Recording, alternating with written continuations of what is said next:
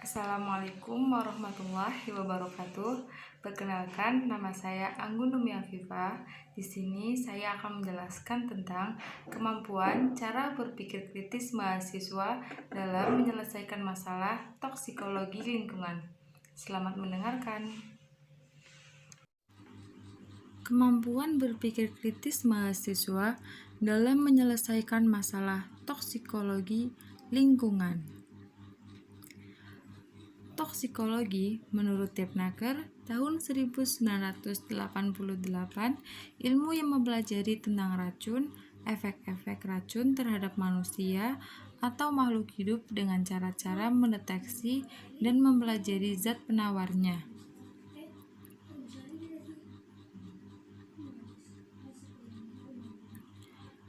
Apa sih yang dimaksud dengan kemampuan berpikir kritis? Kemampuan adalah karakteristik yang menonjol dari seorang individu yang berhubungan dengan kinerja efektif dalam suatu pekerjaan. Berpikir kritis termasuk dalam kemampuan berpikir tingkat tinggi. Hal ini dapat dilihat dari cara menginterpretasikan, menganalisis, dan memanipulasi informasi.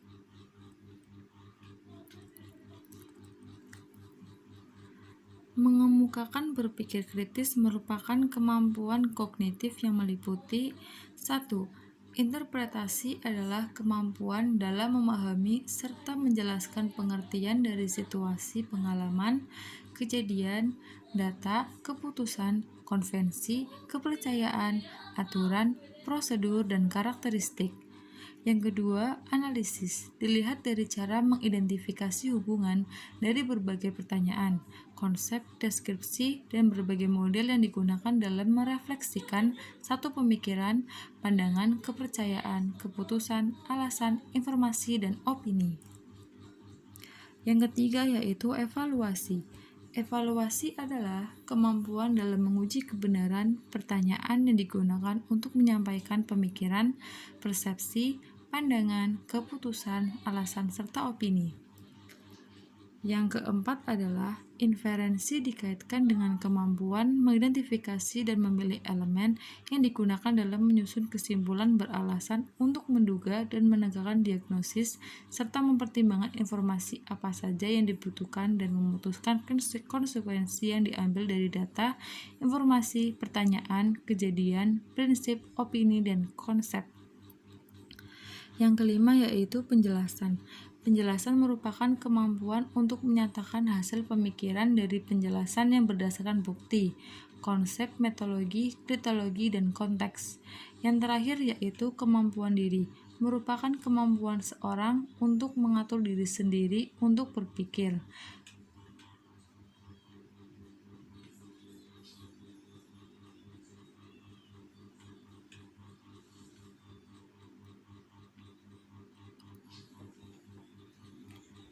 Selanjutnya yaitu penyelesaian masalah.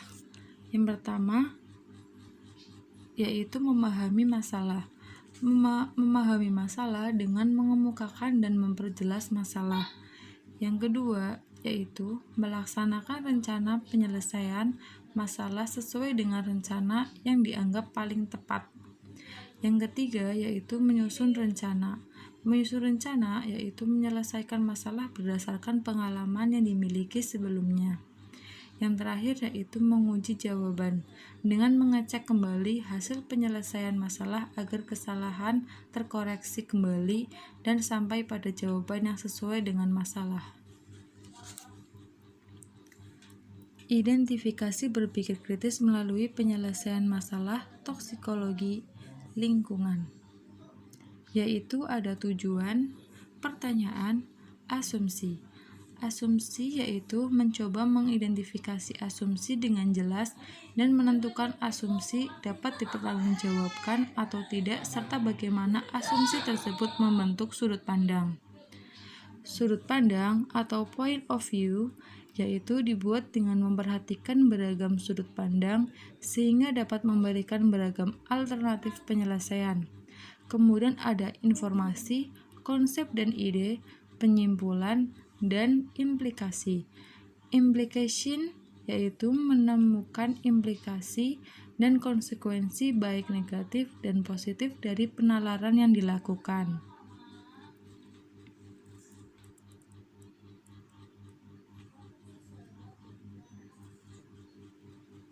Selanjutnya, yaitu hasil jawaban mahasiswa kemudian dinilai berdasarkan standar intelektual bernalar.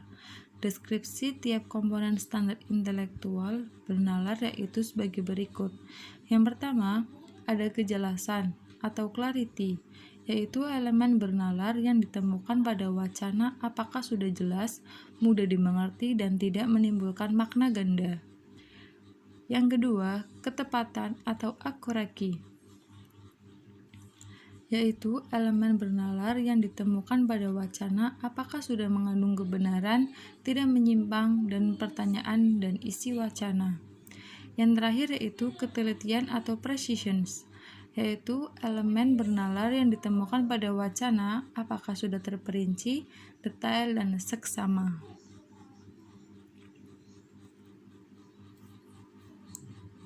Ya, kesimpulan dari penjelasan PowerPoint pada kali ini yaitu kemampuan berpikir kritis diperlukan mahasiswa untuk membantu dirinya dalam menghadapi berbagai permasalahan yang mana dilalui dengan pengambilan keputusan tepat sebagai solusi.